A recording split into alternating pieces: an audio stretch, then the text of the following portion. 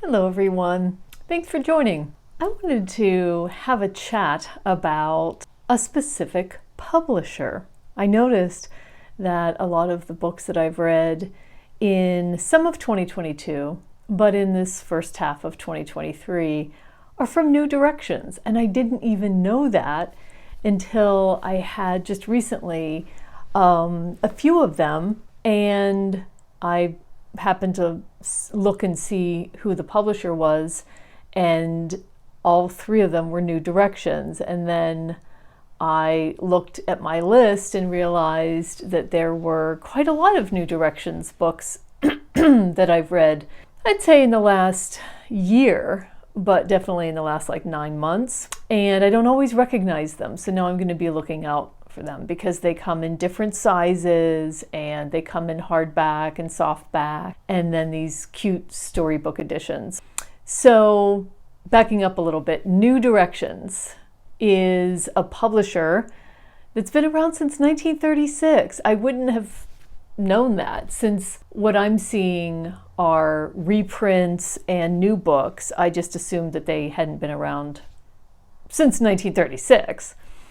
But they are a publisher of what I would call certainly reprints, the obscure, probably not mainstream fiction.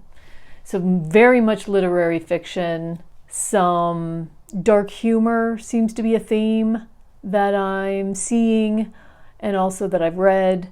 Dystopia, troubled females, queer literature. What am I missing? I think that if you're looking for quirky and unusual, I'm interested to see how what they publish compares to McNally editions, but I didn't go down that road. So New Directions, what have I read recently? Well, going to be referring to my list. Francisco, Mild Vertigo, and Kairos. Those are 3 books that I have recently posted about, so you can go and look at those books and their authors and learn more about what those books were about. Kick the Latch, I've talked about recently, by Kathryn Scanlan. Kathryn Scanlan is a new discovery for me.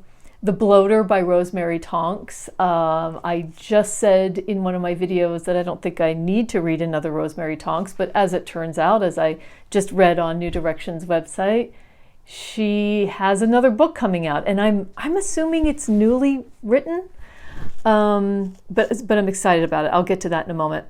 And I read The English Understand Wool by Helen DeWitt. Tiny little novella done in the storybook style, which I'll put up a picture of. These are books that are a little larger than softbacks, and they're hardback, but they're really thin, and it's almost done as a child's storybook size, and it's got this shiny silver spine, and they're just delightful to hold in your hand. That was Helen DeWitt can write anything from this story, which is about a 17-year-old who's French and raised in Marrakesh, and she's inheriting a lot of money, and it appears that she's been coddled and has a very domineering mother. And then how she shows up in the latter part of the story is so interesting. But then Helen DeWitt does these weird stories too that are almost like dystopian. I'm thinking of the story that I heard about on Backlisted called Lightning Rods. Very diversified type of writing. Okay, The Wall is a book I read last year by Marlen Haushofer. I'm going to say it was a newly published, newly written, translated from the German. They're calling it a post-apocalypse feminist sci-fi. It was one of those books that it was all right when I was reading it, but then it means something more now that I'm not reading it than it did while I was reading it, because it's a very mundane, day-to-day existence of this woman who's in the mountains in Austria and wakes up one day and there's an invisible wall, and she can't go outside the wall of this property, and she can see things have died on the other side of the wall. I'm not giving anything away here that's described on the book, but the book is more than the sum of its parts. Am I saying that right? I just mean that it's a thinker afterwards. Like when I heard somebody talking about it recently, I enjoyed it more reliving it through them than I did when I was actually reading it. So I definitely want to, any of these books that I've mentioned, I feel like are worth reading, and that's one of them. Okay, what am I looking to read from New Directions? Well, a couple of these things are coming out and some have been out, and I'm just haven't gotten to them yet. I would like to check out Cold Enough for Snow by Jennifer Au. I think it was published by New Directions last year, so it's a new fiction. And I'm interested in about that. It's I think it's an Australian novel by an Australian author, and the daughter and mother travel to Hong Kong or Japan on a trip, and the story is it's really in the writing and how they communicate and don't communicate.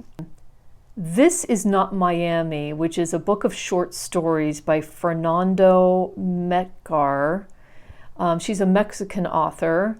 These are Veracruz true stories, it says. So that sounded interesting to me. I'm not so much a short story reader, but something about the setting just got me. Sweet Days of Discipline is a novel that I don't know whether this is an older novel or not, but it's translated from the Italian by a woman named Fleur Jaeggy. That's with a J.